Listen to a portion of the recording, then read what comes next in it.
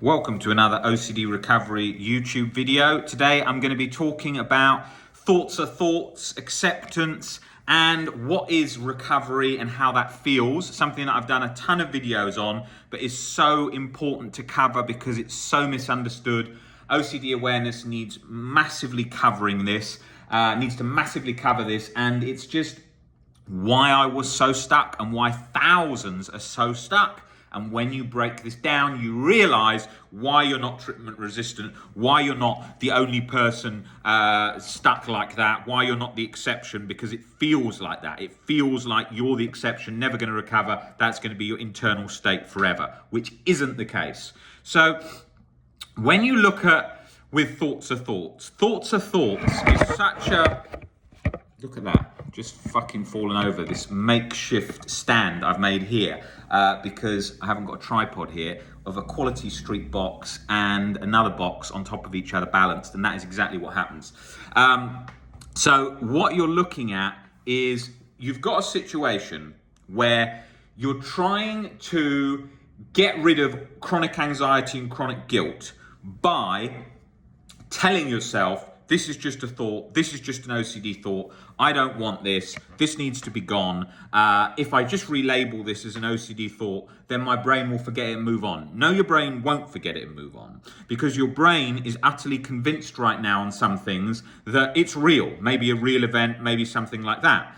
And because of that, the brain isn't going to back down that easily. When you get better at sort of distancing yourself from it and seeing how you have different thoughts, you have different feelings, they come in and out, and you can create a bit of separation, then you get better at that. But then if a real event comes in, bang, it really kind of glues it and fuses it tightly. So that's particularly difficult when you're, say, for example, suffering with something that's like, well, I've got an injured shoulder at the moment, right? But that's not exactly so much of a major problem. But say I had to go now and I went to the doctor, and what happens when you go to the doctor is they usually say, if they want to cover themselves, they say, oh, maybe you should have an MRI, maybe you should have an X-ray, whatever. And so they might send me for an MRI. Now, even where I think, oh, I've just got a sort of a slight shoulder injury from doing shoulder press, weights in the gym, and just sort of tweaked something there, right? No issue to me, it's not a problem, and that's why I'm not going to the doctors about it, because I can just see it's just an injury that, with a few changes and the help of Nick, obviously, with great chiropractic knowledge, be fine, right? But if I was really concerned about health OCD, or I didn't have much understanding of how the body works in relation to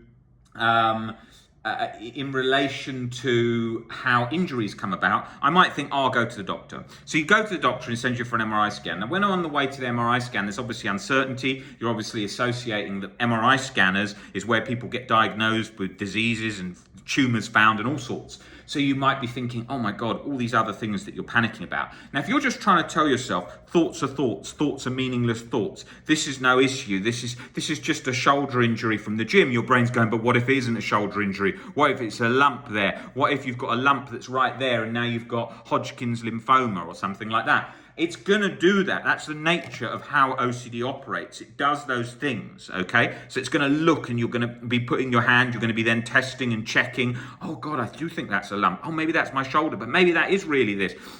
Now, that won't calm down with just telling yourself, oh, this is just OCD, oh, this is just nothing, because your brain's going to be firing back all the time, but what if it isn't, what if it isn't, what if it isn't? And that's just going to stay locked on as this sort of chronic guilt, chronic anxiety-like feeling that will just linger in the background because the brain is super focused inwards and not taking any risk on that. So it's just saying, yeah, I'm sorry, there's a slight risk there, I'm not budging on that, I'm just going to stay on that for now, forever. And if you're going from therapist to therapist and they're just telling you, you've got to leave the thoughts there more, you need to change your reaction, get comfortable with the anxiety, you're trying to fight it off too much, which are key parts and what people often make mistakes on. But if you're doing that over and over, and that's not releasing, right?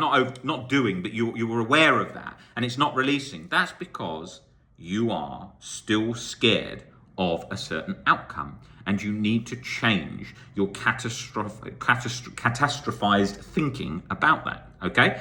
If I go to the doctors now about anything, Okay, I don't want to die tomorrow because I like my life and I'm very happy with my life and I don't want to die right now. But I can also accept that death is this probably infinite-like state that we're going to be in we're not in because we're not there, for all eternity. And that's for the majority of time, and for this little blink in time we're alive. So it won't make much difference if I'm dead. I won't know anything of it. So it won't matter. The same as all infinity before I was born. Whether or not we spring back into another life, or whatever religious beliefs you have, or anything, that's all uncertain, okay? So, with that situation, you get comfortable with uncertainty. I could sit in that hospital waiting room going for the MRI thinking, I'm uncertain, I don't need an answer right now. And I could be okay being uncertain and not needing an answer right now. Okay, and I could also accept that maybe I do die in this situation. I could accept that too. I really don't want to, but I could accept it because I am going to die not that long in the future. I'm 37 now. What am I realistically going to die at? Maybe 87, maybe 77, maybe next week, maybe today. So I accept that that's reality and that could happen. And all the people that we read books of, philosophy and films we watch and everything, when you look at all the greats that you love, they're all dead. So they've all died.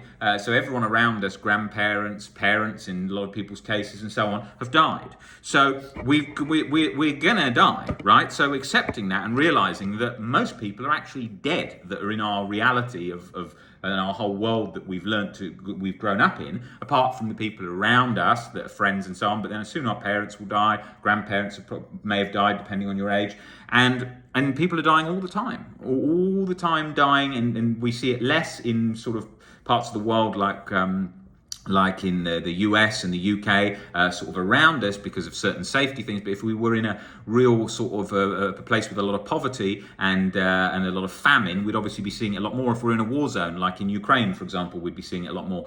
And so that is a reality for a lot of people, and reality for most people in the past, and for a majority, for a large part of the world. So it's important to be aware of all these things, because then we're less internally clean, where we're like, I need to live forever, I need to live to whatever age, and we're just clinging. Oh, I need to be married. Oh, I need to have kids. You don't need to. It'd be nice to have them. We would all like to have these different things we want in life. Maybe somebody wants to be an athlete. Maybe someone wants a big business. Maybe someone wants a family. Maybe someone wants a boyfriend, a girlfriend, whatever, a dog.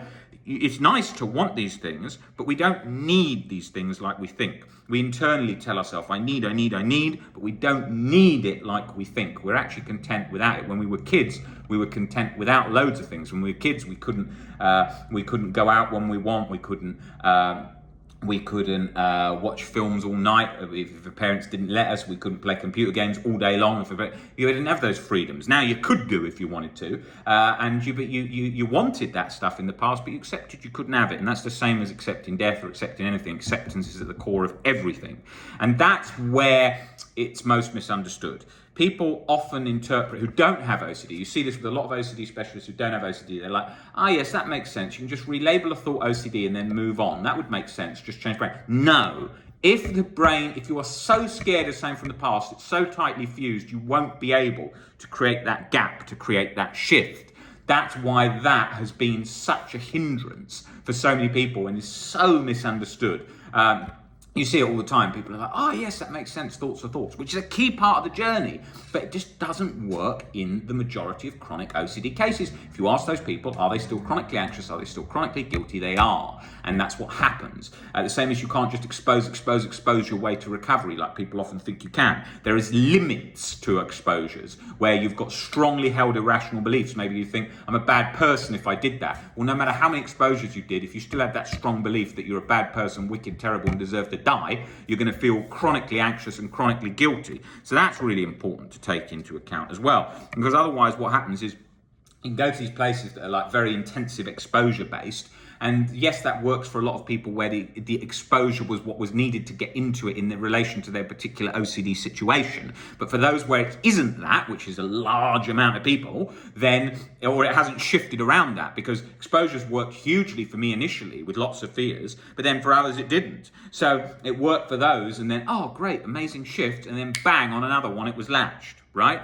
So you can't rely on that. Exposures, yes, is a gold standard, but that word is overhyped, gold standard. It's very important. What is an exposure? It's facing a fear. It's not rocket science. We've had it for thousands of years, facing a fear. But now we've got all these terms to describe what it is. But it's not like a miracle, because I can think of a million things with existential OCD that I couldn't get in with an exposure, and I had to change my beliefs, and loads of fear stuff, especially with sensory motor that Nick talks about in depth on this channel. You see, it's really important to develop a thorough understanding of OCD. You don't need to understand everything, but you need to understand a lot more than you think, okay? And that is absolutely key, and that's key of anything in life.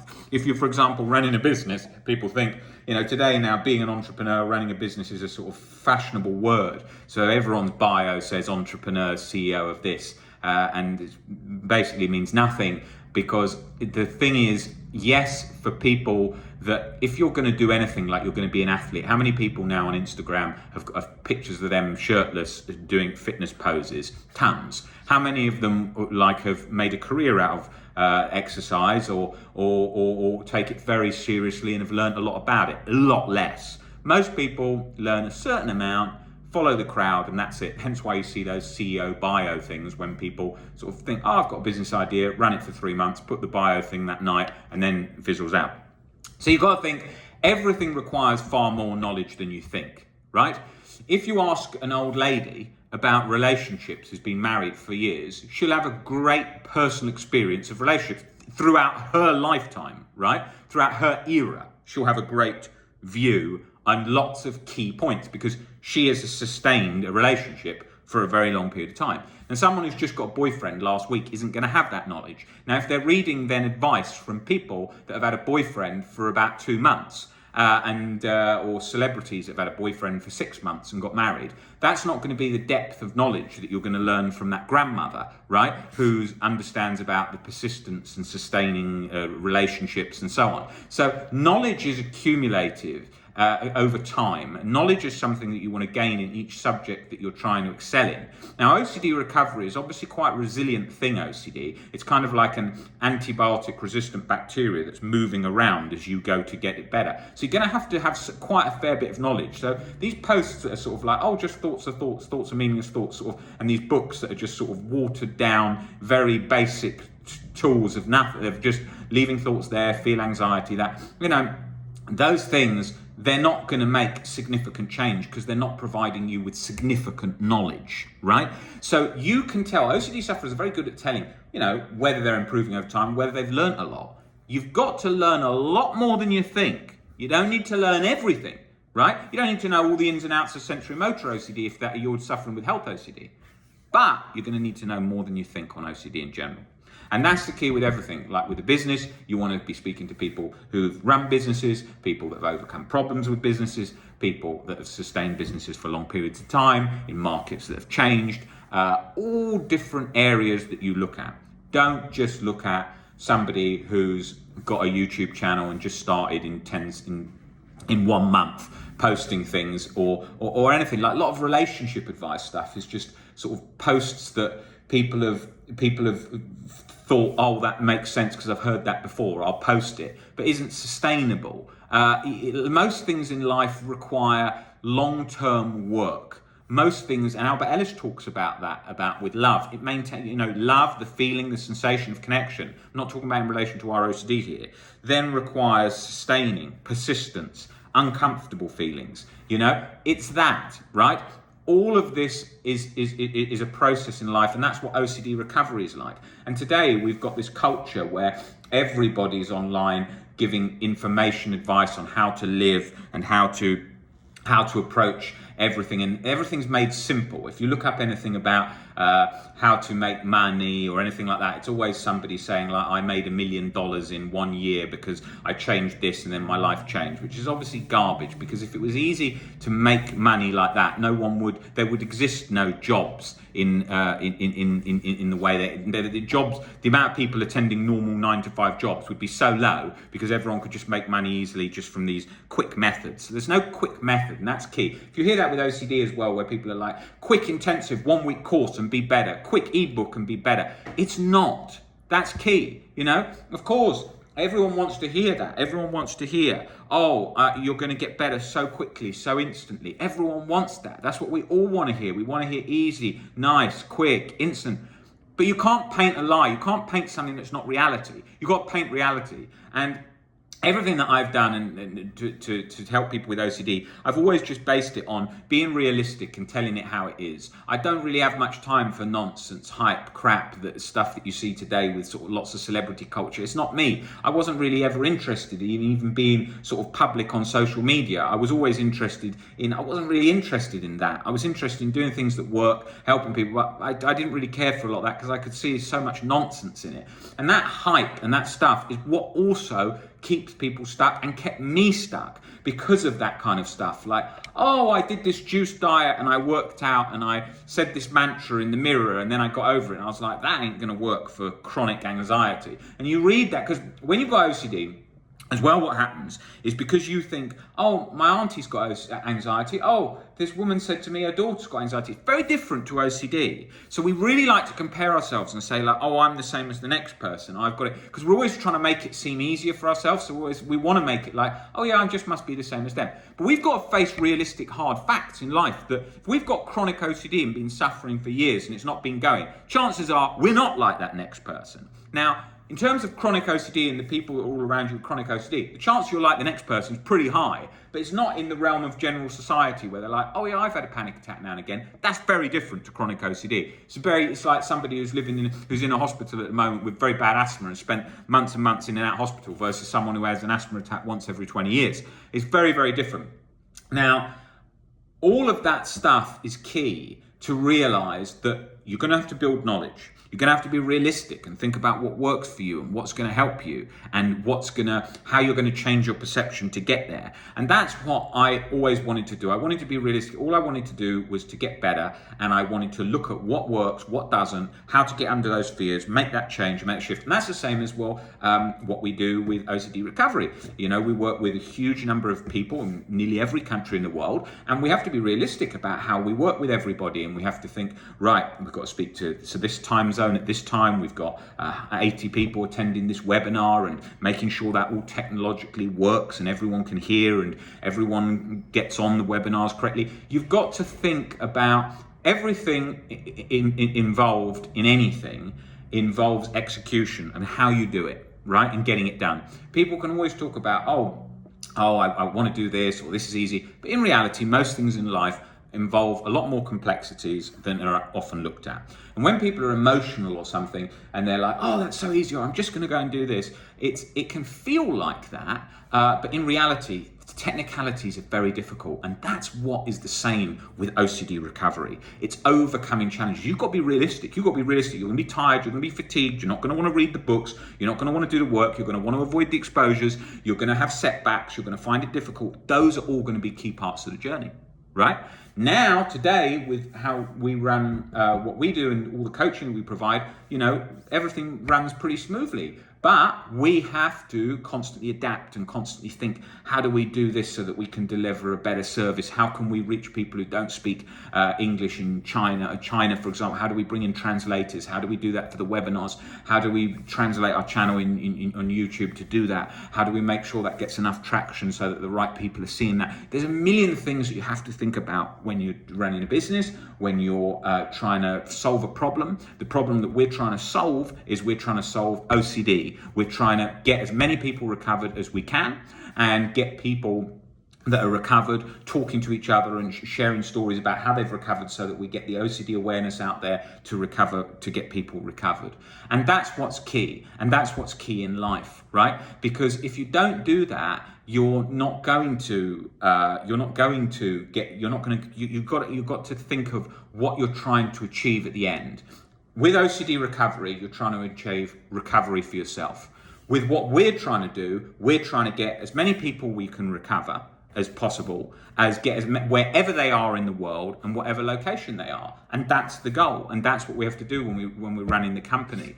And when you are doing that, you are faced with time obstacles, you are faced with logistical obstacles, you're faced with all these things and you have to overcome them. And when you're working with OCD, you're having to overcome those things in your head too. Oh, I'm stuck on this, it's now morphed. I'm stuck on that, it's now changed. And that's what you've got to do. And when I looked originally many years ago, I've been working with OCD for 13 years. When I looked originally at how people were, all the companies that were working with OCD and how they were reaching people, and I thought, we need to reach much more people in places where they can't get help and where they can't understand English. And we've got to provide the biggest amount of free support through YouTube. So we built things around that so that we would be making it so that people could have free resources like YouTube. We provided all the one-to-one coaching that would be accessible wherever they are in the world, and they would also have WhatsApp support groups where they could talk, and the Facebook group, a free network with lots of moderators in there, so that it's not like the old reassurance forums of the past. Now that's key, right? Now, if I was running an OCD charity, for example, or an anxiety charity, logistically, I would be having to, the main goals of a charity tends to be raising awareness for OCD. The goal isn't the actual recovery process, it's the raising awareness of OCD. So then they're facing logistics relating to making sure that people understand what OCD is, how it's not the just checking a few items and putting them in a row, and how it's a much more complex disorder than that, and getting that message out as best they can, and also showing where that's misinterpreted. Now that's key. So everything has got its own subsections, right? Now with OCD recovery, you're dealing with chronic anxiety, chronic guilt. I also had generalized anxiety disorder, panic disorder, which is all combinations of the same. It doesn't really need those names a lot of the time. So you're having to look at all those things that are going on that you're dealing with. And somebody else may have a different situation. Somebody else may have overcome alcoholism, and they have OCD as well, and they've now recovered from that, and now they're dealing with just OCD. So they may have their own sort of problems that they've got to navigate that are different to yours. So everyone's structure of the journey is different, and the goal is to get a great knowledge of what is suitable for you. Okay, so in terms of with us, what we do, if you were, for example, you were, let's take someone that everyone knows, Elon Musk. If you're Elon Musk, you want to know as much as you can about rockets, right? To get to Mars. That's what you're focusing on, engineering and getting to Mars. In terms of what we do, we want to know as much as we can about OCD, as much as we can about getting the fastest results we can for people, and as much as we can about anxiety and overall life skills and sort of life coaching in general. We want to know as much about all the latest information on that and everything, and that's what we are focused on, developing all the time and improving.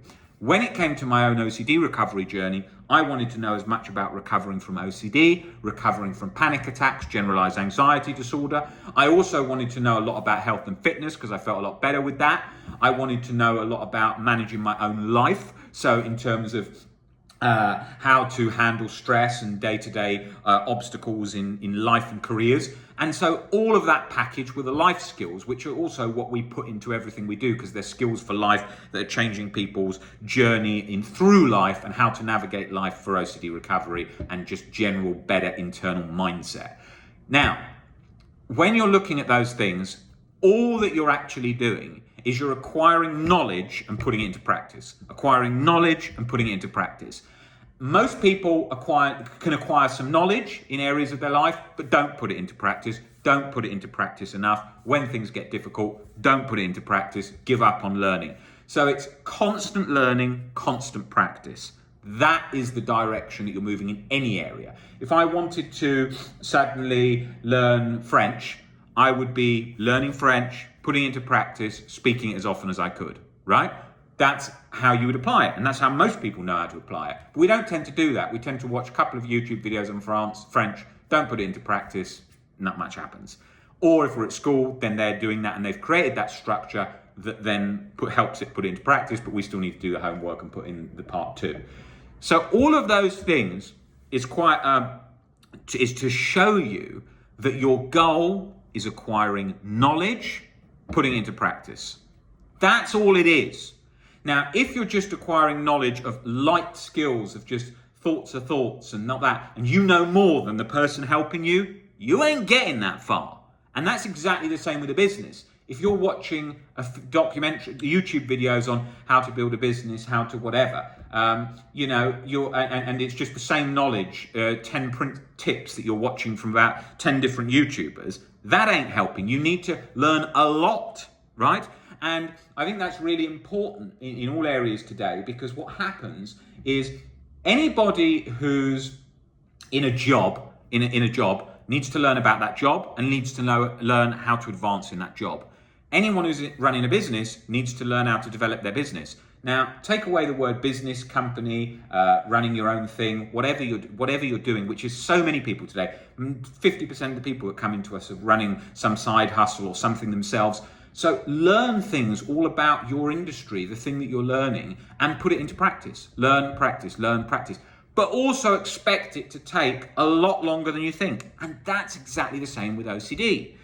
OCD, if you think about it, is you're learning to change how you're thinking, to change your internal state. And it's been something that's obviously difficult, because otherwise the likes of Howard Hughes in the past, who was one of the top pioneers for aviation and one of the wealthiest men in America in the past, and he couldn't recover from OCD. So it has nothing to do with just being smart or just having financial resources, because otherwise people in 1900 would have recovered. It's about having knowledge and putting it into practice. And today, through YouTube, why we do all these free videos, is to give you as much knowledge as we can that you can then put into practice bit by bit, and build. And if you are, for navigating life, in your job, in your business that you've got, in your relationship, look at people who have worked in that for a long time. Look at people who've had a relationship for a long time. Look at people who've had a relationship you like for a long time. I'm not talking about in relation to our OCD, where people are trying to feel more love and scared of losing their relationship. I'm talking about in the general sense. Do that. Look for the real practical advice. You know, if I wanted to learn to survive in the mountains, I'm not going to watch a YouTuber who's trying to get views that's never even climbed a mountain talking about mountains. I want to find the guy who's climbed hundreds of mountains. I definitely wouldn't pick Nick, even with all his mountain videos.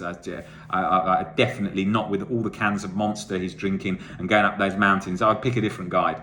And if you were looking for somebody who was really who's really climbing tons and tons of mountains, great knowledge, someone like that, you're going to learn, right? So you always want to be looking for that, improving knowledge, improving understanding. Jokes aside, when I talked to Nick about climbing mountains and the people who are around him, they're the top climbers that have climbed so many different hard, difficult, challenging mountains, and Nick has learned so much from that, and it's his whole passion, and he loves that. And that's being part of his whole rehabilitation, being around the outdoors, connecting with the outdoors, being away from things that just unhealthy to him when he was overcoming addictions and so on. And that was a great lifestyle. And that's the same. And that was the same when any competitive sports that I did. I did rowing for competitively for many years, and then I did weightlifting, bodybuilding, not competitively, but it was like a whole structure of my early life when I was young. And it was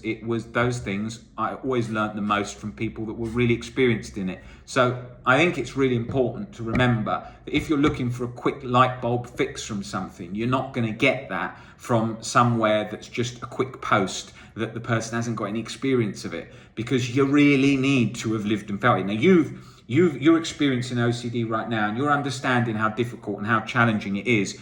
And you'll know when something's not working. You'll know when it's not changing, it's not shifting. The same as if you've got a business that's selling cakes. You'll know the difficult problems involved with delivering cakes and keeping them fresh with delivery, or the different staff you have to help make the cakes, and how the good quality those cakes have to be made to take photos of them and put them on Instagram, and to do that. Or whatever your business is or operation, you've got to think about all the parts. And OCD recovery has lots of parts. The parts are the thoughts are going to morph. You're going to have setbacks. You're going to have to read a lot more than you want. You're going to have to do a lot more exposures than you want. You're going to have to do a lot more shame attacks than you want. You're going to have to wear anxiety like an uncomfortable coat. You're going to have different themes that are harder to break down. You're going to have irrational beliefs that have been stuck and locked for a long time and aren't going to budge easily. And unconditional self-life and other acceptance gets under all of it. You don't need to accept everything fully. You need to ease the cogs so things flow more freely. And that's a process. And you'll know when you're getting better.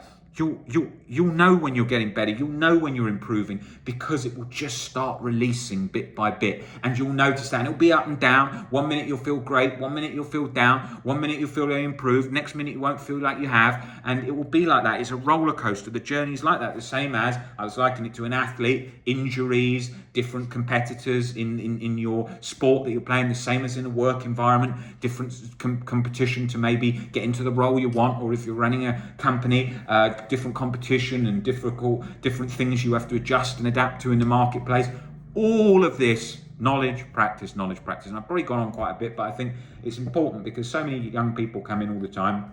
I've got a side hustle, I've got a business they're building, trying to be an athlete in some area, trying to work their way up in their company that they're in, and so it's important to see how all of this relates to the OCD and anxiety journey as well, and navigating life and skills for life, and those are key. And in everything, it's very, very hard in whatever you do, and it's way harder than you think in things like that. And OCD isn't some impossible challenge, some rocket science, but it's harder than most people want it to be. And actually, it's a lot easier to recover from OCD than it is to go and win a 100-meter race top in the country, or to build a very successful business, for example, or whatever thing you're doing. It's very difficult. That those things require years and, in the case of an athlete, decades of training and genes. OCD is not like that at all. It's something that's going to take many more months than you want. It's going to take much more reading and putting into practice the things you want to do.